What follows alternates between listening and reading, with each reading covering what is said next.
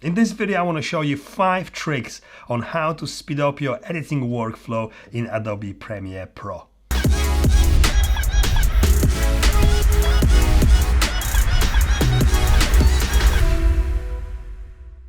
This video is pretty much for anyone who's using Adobe Premiere Pro, because you might know these tricks or you might not know even if you are using Adobe Premiere for a long time like me. I've learned one of those tricks only a few weeks ago and I've been using it for many years. So let's jump right in. The trick number 1 is adjustment layers. And what are adjustment layers? Adjustment layers are basically empty clips which sit above other clips, and whatever you apply to those clips, it affects clips underneath. Let's have a look how it works. Here I've got a little sequence of clips together. They've been filming a bit of a flat profile here, and I want to apply the color adjustment to all these clips in one go. Yes, you could go and adjust all these clips individually. Yes, you could adjust the first one and copy and paste adjustments, but this is the easiest way, especially if you want to go back and change something. It changes everything in one go. So let's have a look. You go to your project window here and you go to the bottom here where it says new item, which is like a little page with a bent corner. You select adjustment layer. This little pop-up window tells me that this adjustment layer I'm creating is the same size as the sequence I'm working on, which is 24 frames per second and full HD. Okay, that creates my adjustment layer. I drag this above all my clips and drag it across. So as is now, it does nothing. So you have to apply something to it to affect the clips underneath. What I do here, I'm gonna go to Effect Control panel here. I'm gonna paste what I've created before because it's a bit quicker, and I've got a little adjustment here of color for all the clips together, and that just basically it's it.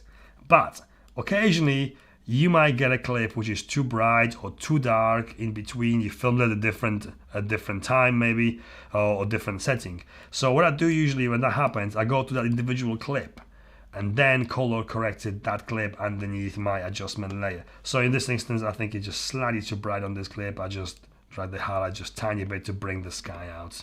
That's it, and it's very simple and a very useful thing to know. Number 2 trick / tip is quick copy or duplicate copy. So in this instance, I've got here a little sequence of clips. They got a little transition in between them. It's a bit of zoom transition, and there's another one, and there's another one after that. But I've created this little whoosh sound here effect, which got a volume turned down a little bit, and it's got a crossfade at the end of it. And I want to duplicate it on all those transitions across my little sequence. So I could actually click on this, I could do copy, and I could do paste after that, and then again and again and again. But the quicker, just a tiny bit quicker way is to click on Option or Alt on the PC and drag that clip to a new position. And what it does, it basically duplicates it, copies it, and pastes it in one go. So here I'm gonna just basically adjust it just a tiny bit here, and that's in place. It's all done. And then here next one is very close, so I'm gonna just make it shorter and duplicate the first one. Again, I'm holding Option key on my Apple here or Alt key on a PC, and then just drag the clip into a place, and that's it. Done. This trick works in every single Adobe application. So if you are using Photoshop and working with layers, or you're working with Illustrator, working with vectors or effects layers in After Effects or Adobe Premiere, this works in all of them the same. So if you want to duplicate something in Illustrator, you just basically click it, Alt or Option, and drag it, and you got a duplicate copy of that. Number 3 tip / trick is ripple deleting. It might be very obvious to many of you, but I have been using Premiere for so many years, I don't even remember where I started using it. And as long as I remember, I've been always using ripple delete from the right-click menu.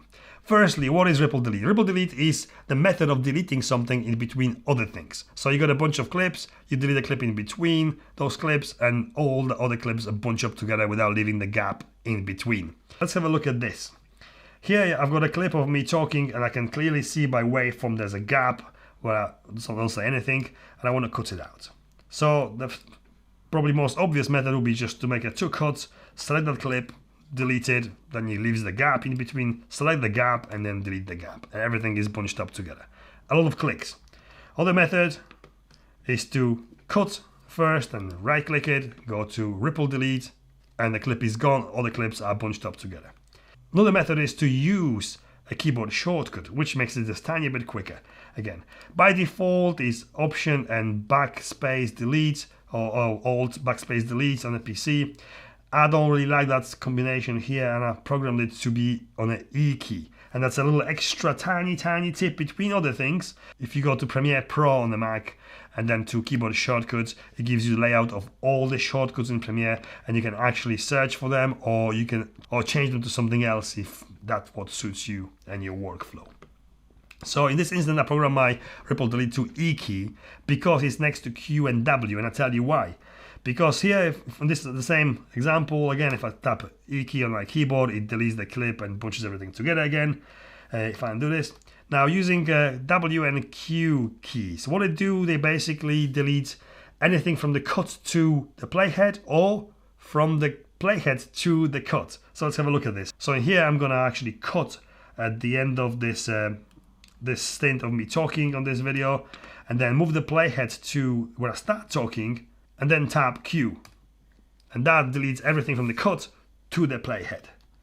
I'll do it again, I'll remove everything, move the playhead where I start speaking and make a cut there, then move the playhead to where I finish speaking, and I tap W. And that does exactly the same job. It cuts everything from the playhead to the next cut and ripple delete it. It's a great tool to know and use all the time, because in my experience, it reduces the bigger edits by hours by just using ripple delete all the time. Number 4 is adjusting effect or color on a master clip. It means that, for example, if you got a long clip you are filming for 3 minutes, and in that one video clip there's a lot of different shots you want to use. So you take the beginning of that clip, you take a bit from the middle, you take from the beginning again a bit, and then a bit from the end, and then you got all the clips going in between from the other take. So it comes to color grading, you discover that that's one clip you use throughout all your project is actually too bright, for example.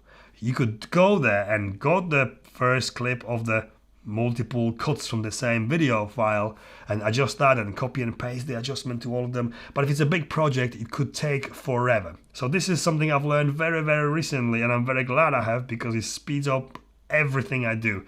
So here you go, a little sequence I've got in here. I've edited together. So the bottom timeline layer, it's a one clip split into 3 pieces, and the bottom one is on the clip, which I split another 3 pieces again. So I've added an adjustment layer with the color grade, but now these clips with these blokes with their sticks dancing here is too blue. So I could go and adjust the first one and then next one, or copy and paste adjustments, but it's not the most efficient way to do it. So now if I click on the first clip of the multiple cuts from the same video file and go to effect control panel in my project panel here, you can see there's 2 tabs, and the first one, the little tab on top, is called master.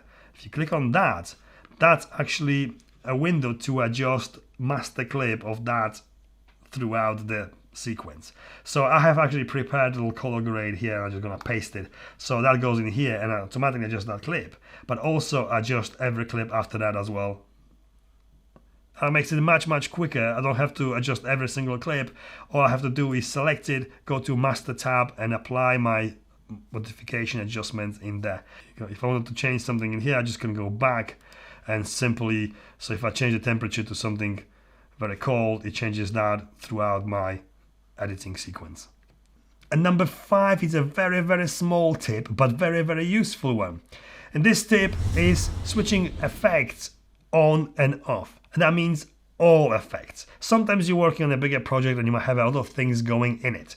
You might have some 4K footage, so maybe 4K with a higher frame rate, and then maybe some multiple clips overlaid together, maybe some effect added to it like masking to clips, and quickly that kind of becomes too heavy for the computer to play.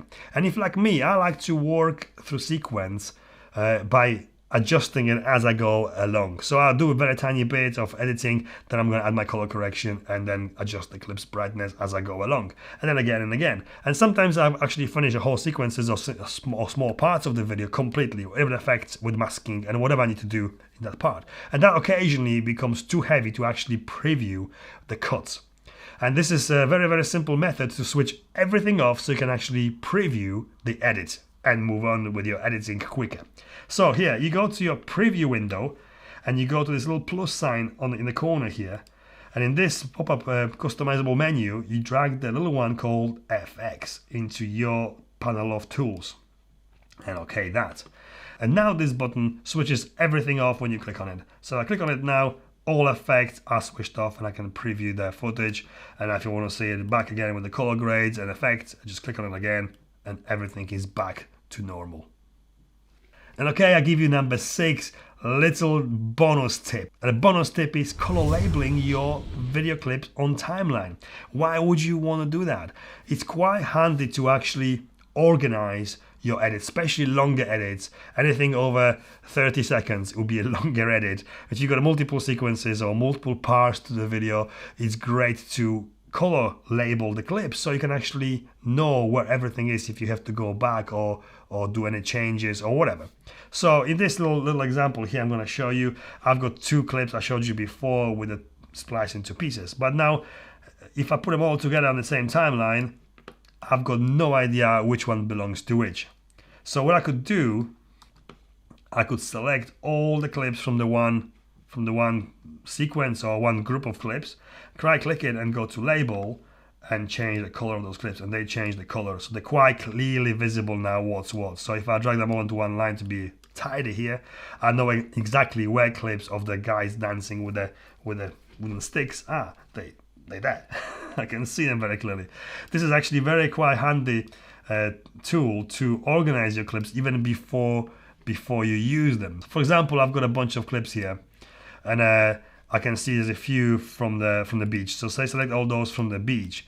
I could actually select them in my project window here, right click and then label and say make the column purple.